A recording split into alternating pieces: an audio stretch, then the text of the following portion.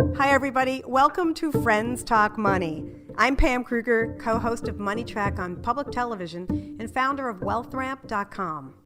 I'm Richard Eisenberg, a personal finance writer and editor, and formerly the editor of the Money and Work channels for the PBS site for people over 50, nextavenue.org. And I'm Terry Savage, nationally syndicated personal finance columnist and the author of The Savage Truth on Money. We're three friends who like to talk money and all the issues that come with it. On this podcast, we're trying to help you understand your personal finances to get you and your retirement on the right path for true financial peace of mind. Well, hello and welcome to Friends Talk Money. Today we're going to deal with a topic that so many of you must deal with, like right away. It's your required minimum distribution.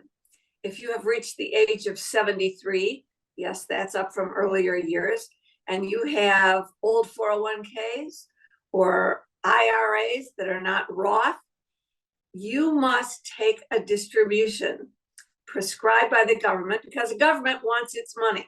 So we're going to give you all the rules about taking that distribution.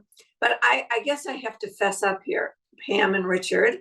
I asked you when I was writing this. So, what do you, Pam, I know you're a baby, but Richard, you haven't started taking RMDs either?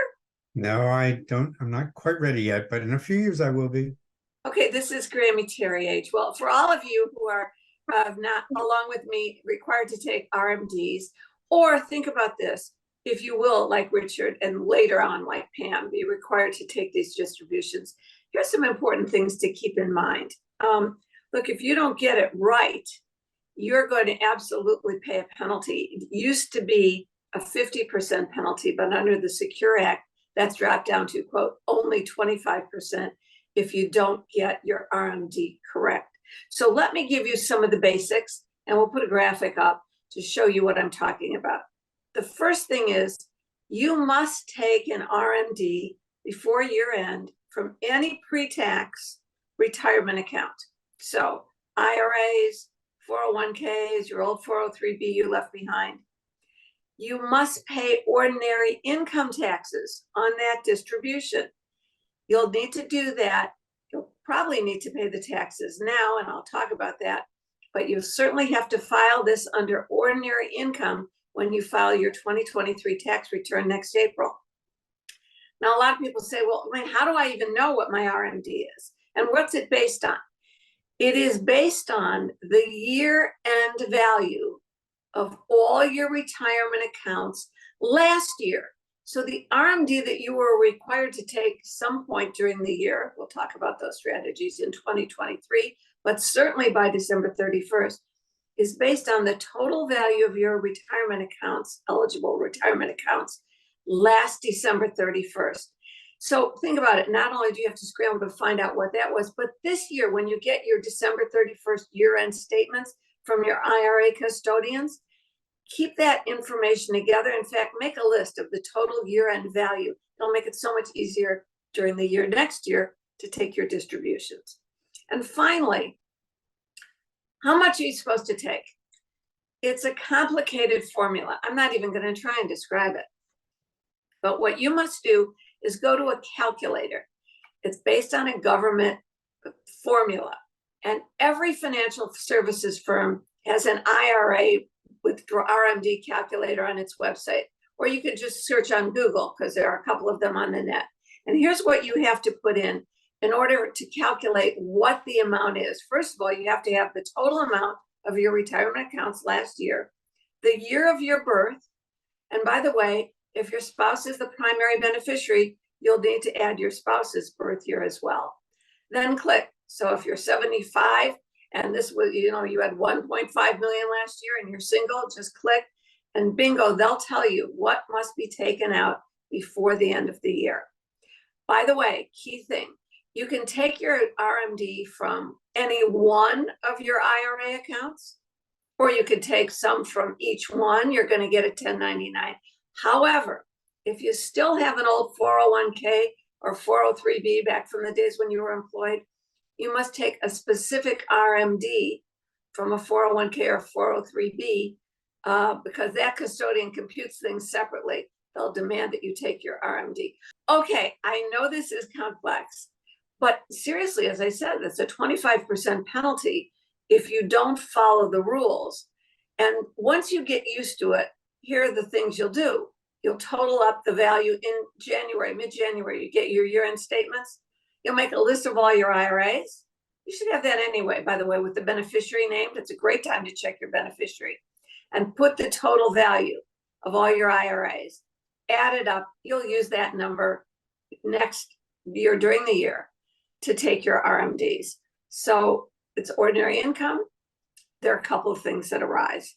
So, Richard, one of the questions that comes up, I don't know if you've thought about this. I've thought a lot about this because I do it. One of them is, when do you take the distributions? Now, look, please let me start with a warning. If you haven't taken your distribution yet and you're just hearing this podcast and thinking about it, start like tonight. Contact your custodian. Let them know, because you might want to take it all of your Fidelity IRA, even though you have one at Vanguard and Schwab as well. But contact any one of your custodians or a couple of them and authorize your RMD. They've probably been sending you emails, because at the year end, it's going to be a crunch. Okay. So definitely total up the amount now, figure out what it is, and decide where you're going to take it. When you take it, have you guys, Richard, have you thought about whether you would, let's just suppose you needed to take $85,000. So some people have big distributions like that. By the way, it doesn't matter if you don't want the money, you don't need it to live on, you have enough other savings, you must take the money. We'll talk about where to put it if you don't need it. But I'll give you two thoughts and you tell me what you think makes sense. One, you could do it in the fall, just before year end.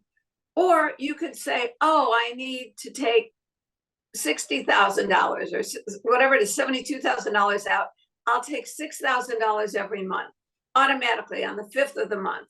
You could do that every month, and that would solve your RMD. How would you imagine planning, Richard, for taking it? Either one hunk or spread it through the year? So I think there's some pros and cons, and I confess I had not really given this any thought until you asked me about it, because I feel like I'll really think about it when I have to, but I don't really have to yet. So I'm not thinking about it too much. But since you asked, so I feel like there are pros and cons about annual versus monthly. You know, the annual pro would be, if you take all the money out at one time, you can then reinvest it in whatever investment you want to put it into. So maybe you'll then have a chance for it to grow in a bigger way than it might have otherwise. So that's one pro. One con is, if you take all at one time, it might make you have to pay a lot more in estimated taxes that quarter than you would have thought about or planned to be doing before, because suddenly you've got a big chunk of money at one time. Now, as far as doing it monthly, I think there are more pros than cons, because there you're less likely to owe a big estimated quarterly tax, because you'll be spreading it out. Point of cash flow management. For that, by that I mean, you know how much you're going to be getting every month, and then you know sort of not only what it's going to mean for your taxes, but also what it means for your income and your outflow. So for me, I think I'm going to go monthly, but I know I'm going to want to talk to my advisor before I make a choice. All right, now you said the magic word, taxes.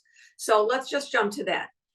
First of all, one thing that's really easy to do is ask the custodian, and they will do this for you, to withhold the income taxes, 20%, 25%, depending on your tax bracket. Then you don't have to worry about making quarterly estimates. And isn't there a mandatory 10% anyway? No, it's not required that they withhold taxes. But the smart move is to withhold taxes. In fact, I'll tell you an interesting story about something else in a minute, taxes. But if you don't have them withhold taxes from your payment, whether it's one big lump sum, the taxes withheld, or whether you're doing this monthly, then yes, you must start filing quarterly estimated taxes. And Richard's, of course, exactly right. If you took that whole $72,000 in one quarter, you're going to have to put in the money right then. So here's something interesting you may not know. You can, I think I'm allowed to say this, as my accountant told me, suppose you have other income that is untaxed. and you don't want to be making quarterly estimated taxes. And let's say I can't even figure out what would be 30% of 70,000, 21, let's call it 21,000. But you also got paid for doing some freelance work on which you probably should be paying quarterly estimated taxes. You could increase the tax withholding from your RMD to cover all your other tax liabilities from that wasn't where taxes weren't taken out. So you made another $12,000 from, say, freelance writing. That's a real pain because you get paid in one quarter and you don't get paid in another. You could say, well, if you don't want to let this go too long, but in the middle of the year, I've already made $12,000. I'll just have them take another $4,000 worth of withholding, 3 or 4,000 out of my RMD. Ask your tax accountant. If you have untaxed income, you can use your RMD tax withholding to gross up your estimated taxes that you've paid in. How do you like? I hate taxes. Did I ever tell you how much I hate taxes? Every year I have to do. Terry, this whole topic, Richard, it makes me nervous. I'm not there yet, but I want to zone in because this is me asking the questions here. You're the expert, not I here. So, when you're explaining how to pay taxes on the RMD, so are you saying that you do suggest, of course, you're going to check with your accountant for the best possible advice, but are you suggesting withholding at least 20% from your distribution? Yes, I would. I would, and more if you're in a higher tax bracket. Okay. And other things can put you in higher tax brackets where they don't withhold taxes. So seriously, you have to do some tax planning. Right. If you're in that level where you have a significant RMD because I don't want it, leave it in there, but you have to take it out, and the government wants its taxes, is why they come up with this schedule. And RMDs never end. It's not like they end when you're 90. If you still got, they take they take a percentage of a smaller amount, but RMD never ends, and your tax obligation on it never ends. Yeah, I see. One other thing I would say that never ends is Congress's ability to change the tax law. They've changed the RMD now twice in the past few years. I'm pretty sure they're going to come up with some other changes again over the next few years. So, I take your point that it can be helpful to change your withholding, but I also feel like I like to keep my eye on what they're doing because a couple of years ago, the age was 70 and a half, then it was 72, soon 73. So things can change. That's exactly why I say it gives me anxiety. But Terry, my second question to you is, when I get to the stage where I am taking my RMDs, do you recommend that? Sounds like maybe I should have a lot of cash in my IRA because I don't want to have to be forced to sell my investments to raise cash at the wrong time. That is so critical, Pam. This is something, so you want to prepare for taxes for the money you take out. But the money you have in there now, let's face it, you're 73. You should be getting a little more conservative. If you're not, I want to meet you. But at this stage in life, this is a lot more about preservation of capital than it is, unless you think you have so much because you rolled over a huge account that you achieved some other way. The fact is that you're probably going to distribute this over your lifetime. If you think there's going to be plenty of money to distribute to your heirs, that's a different story. But typically, you're going to be needing to withdraw this down to perhaps the bottom, the tiny little bit. So you want to be more conservative in your tax sheltered, your IRA, I'll call it for short, investments anyway. And you don't want to be timing the market. My strategy has always been early in the year to have enough cash available. I don't want to look back and say, oh my gosh, it was a bull market if I hadn't cashed in that mutual fund till the end of the year. I always have a cash cushion riding. And I just took my RMD. I took it in one lump in October, but I already have almost, I'm sure, enough cash for the distribution I'll be taking next fall.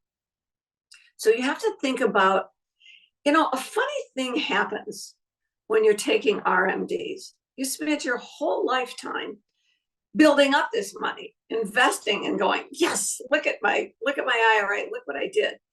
And it's a really funny feeling to see it go down.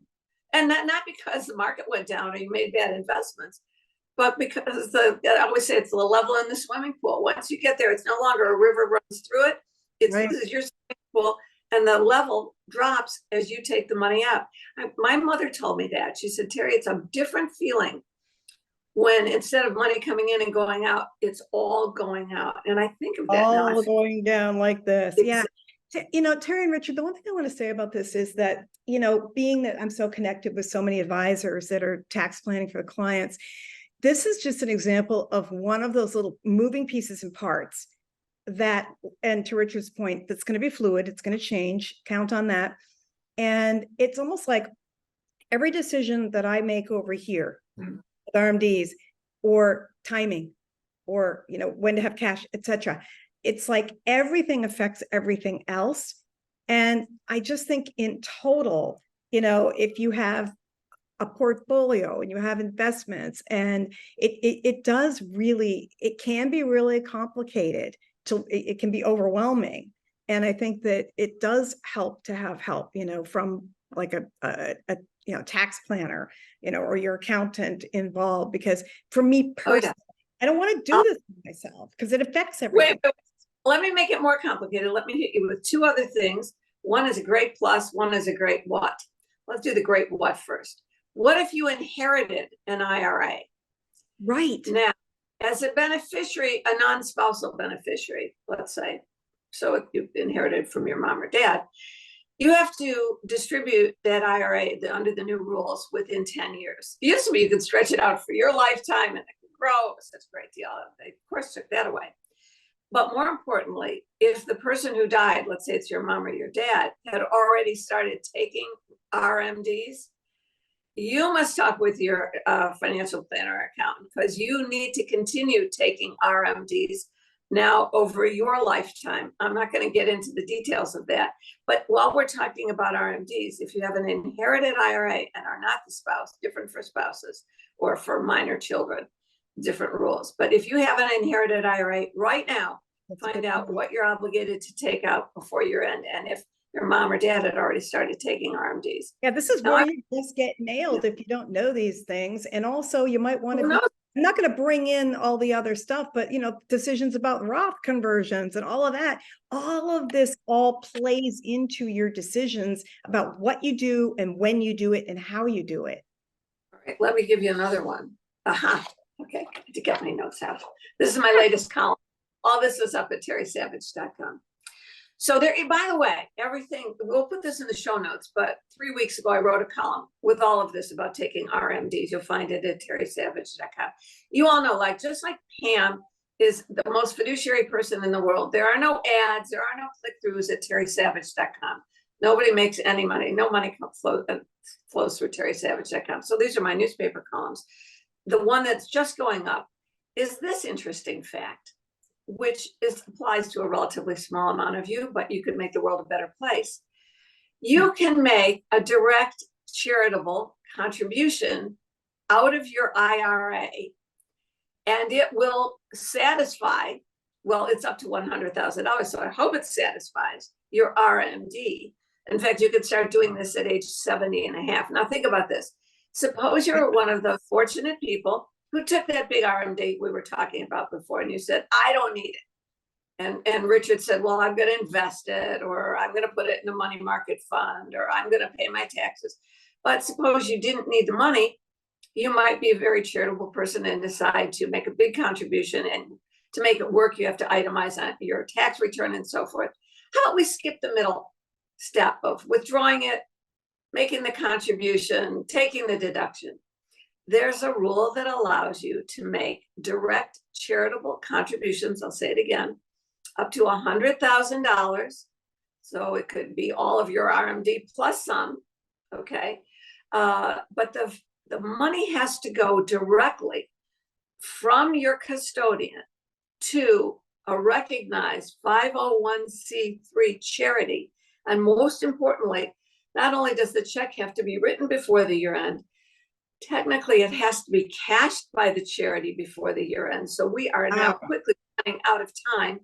But if you want to do this, you do great work. You know, you give to a charity and you don't have to fool around with it on your taxes because it's a direct contribution. And if that column is up at terrysavage.com, and if you're thinking, oh my goodness, what charity would I use? Just go to charitynavigator.org. Yeah, that's and I love dogs or cats or the earth or whatever it is you want. They'll give you the best charities with the least overhead and so forth. So a direct charitable contribution. Can you do that through a donor advised fund, or is that not possible? No, unfortunately. Oh, I'm so glad you asked. I should have meant that. Good You question. cannot use a donor advised fund. Well, we should do something on charities before the end of the year, but a donor advised fund, Fidelity has them, Vanguard has them, Schwab, and just look up donor advised funds. This is not for your RMD, however, because you can't do it with an RMD, but you are allowed to take a huge amount, take an immediate tax deduction, or donate appreciated stock so you don't have to pay the gains, for example. It's a whole other subject. To a donor advised fund, you can call Fidelity and say, I want to have my donor advised fund. It's going to be the Terry Savage Foundation. And I had such great gains outside my IRAs, just in stocks. I'm going to donate this appreciated stock to it. I'll never pay the taxes on it. You get a complete deduction up to the limits. By the way, cash deductions are up to 50% of your adjusted gross income you can donate. So you take this donation and leave the money in the fund, where a donor advised fund you can grow in mutual funds and then distribute it over the years ahead. Yeah, but what a great point to bring up, though, about how that relates to the RMDs, Terry, that it has to be a direct directly to the 501c3 ahead of time. Yeah. You cannot use a donor advised fund to get that direct charitable deduction from your IRA RMD. Yeah. Well, I'm getting good at it. Interesting. I want to go back to those tables you mentioned before that help people figure out how much RMD is, because I worry that some people hear this idea of required minimum distribution and they somehow think, oh no, I'm going to have to give the IRS, 75% of my money that I've saved up for my retirement all at one time. But it is not a lot of, it will not be a lot of money. It depends how much you've got, but as a percentage of your retirement fund. So the tables, I'll give you an example. So if you're, well, it's like plucking the goose slowly or boiling the frog slowly. They want to take a little bit at a time, give you a chance to grow it back a little bit before they take more next year. But the government wants, remember, you had a tax deduction for all of this. But go ahead. What do you think about it? Well, so let's say you're 72 or you're 73. According to the tables, you'll have to distribute your 401k money over about 26 or 27 years. So for example, if you had $100,000 and you were 80 years old, and that was the year that you were looking at, how much do I have to take out over the rest of my life? When you do the math, you divide the $100,000 by the number of years you have to do it, which is about 20 years. It turns out to be about $5,000 that year, which means about 2.5% of your money. Now, that percentage will go up every year as you get older, but I didn't want people to think that it's going to be 50% either. Right. It's a good point. No, they've gotten a fine art of getting you to look. We should say something right here. There are some people who are lucky to have any retirement savings and probably want to withdraw monthly and don't have the choice of giving it to charity. They need it to live on. And it's a good thing you have accumulated that kind of money. There are other people in our audience who would have just as well left it in there to continue growing tax deferred because they don't need it right now. They figure maybe I'll need it if I live to be 95 or 6 or 7, but I don't need it now because maybe they're still working or maybe they're just have other assets. That's why we bring up things like charitable distributions and so forth. But the government's very clear. It has one table. It doesn't care whether you have 25,000 in your IRA, 250,000 or 2.5 million. It's a percentage based on the amount that's in there, your age, and a little caveat for a spousal beneficiary. So it's not rich people have to take more. They have to take more out. It's more money because it's the same percentage. It's the same. No, that's interesting. Yeah. Okay. Wow. We talked out. What did I have any more notes here? Let me just see. I understand. Remember that I want to leave with just this thought. You only have a few weeks left. your custodian, whether it's the best one, the biggest ones, Fidelity, Schwab, Vanguard, T. Rowe Price, all of the American Century, they're getting requests from people like you who just suddenly remembered about their RMDs. You should do that right now. Don't worry about whether it was going to earn a little bit more inside your fund for the next 3 weeks. Just go take your RMD, have a wire transfer, whatever the account is set up, however you are set up. They can either send you a check or wire it to the bank if you've had that set up with your custodian.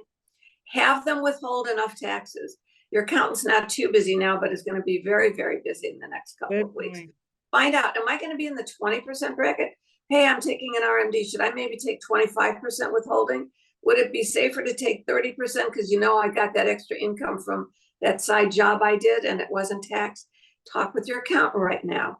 Set up the withholding from your distribution and then get it over and done with. And remember to keep track of your year-end balances. This year, it'll make the process much easier. Next year, if you forgot to do that, you got to go back to last December. Each company website will give you your year-end. You can see when you look at your account year to date, so you know what it was January 1st. So it's not so hard to find out what it was January 1st, last January.